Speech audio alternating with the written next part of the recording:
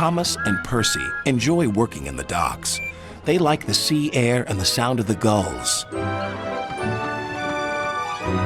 But one day, the friends were feeling hot and bothered. A crane was causing trouble. His name is Cranky, and this was his first day at the docks. "You're useless little bugs," he called from above. "If you put these freight cars on the inside lines, then I wouldn't have so far to travel." "Rubbish," said Thomas.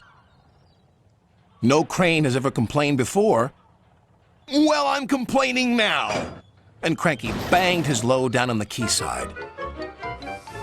Later, the two engines met Gordon and James and told them about Cranky. "Cranes are airy-fairy things. They need a lot of attention, like me, in fact," said Gordon. "You should see the situation from Cranky's point of view," said James. "He's high up in the air, coping with wind, rain, and baking sun. Then he looks down and sees you two little engines being annoying. No wonder he calls you bugs." When Cranky heard that the big engines agreed with him, he grew bossier still. Come on, push those freight cars closer to me." But Percy was too upset to concentrate and pushed the freight cars too far. Poor Percy. Then Cranky played a trick on Thomas. "Push your freight cars onto the outside line. It's easier for me to load up." So Thomas did.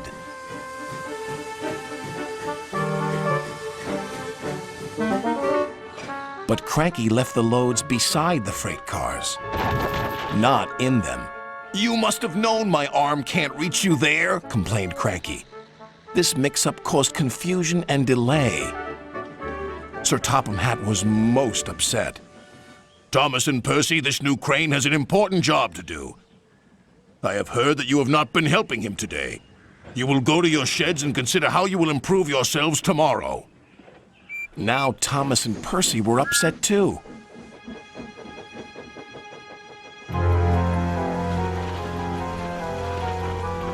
That evening, a big storm raged across the island.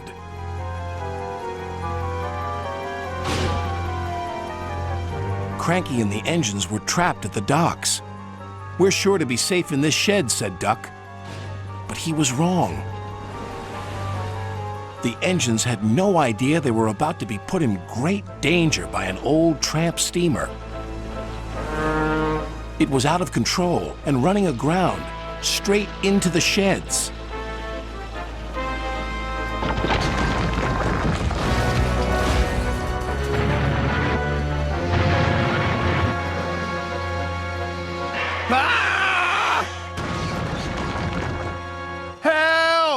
Called the engines from inside the shed. "I can't!" called Cranky. When the storm was over, Sir Topham Hatt rushed to the scene of destruction. "Thomas and Percy will help you," he called to Cranky. "And then you can help the engines." "Oh, please hurry," cried Cranky, "and tell them I'm sorry I was rude to them." "So it was you," murmured Sir Topham Hatt. "I owe those engines an apology." Thomas and Percy soon came to the rescue. And it wasn't too long before Cranky was upright again and clearing the wreckage. At last, all the engines were free. "Oh, thank you," said Gordon. "What would I have done without you?" "Well, I had to be rescued before I could help you, but I never thought it would be by a couple of Cranky was about to say bugs, but he quickly corrected himself. Small engines, thank you. I'll never be rude again. However, you two mites are in my way, so move over." "Pa," said Percy, "he's back to bugging us." "Don't move! You're still attached to Cranky." But it was too late. Cranky still looks down on the two little engines.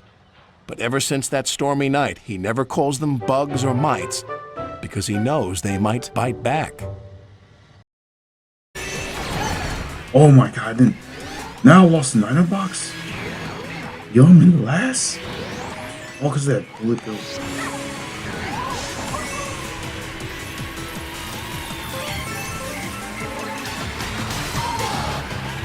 I'm on, let's go. Go, go, go, go, go.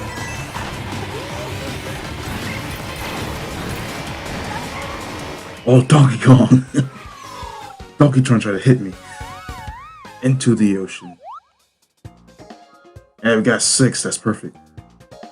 We got 6th place. See, I knew 6th place would be better. Hold on. See. What?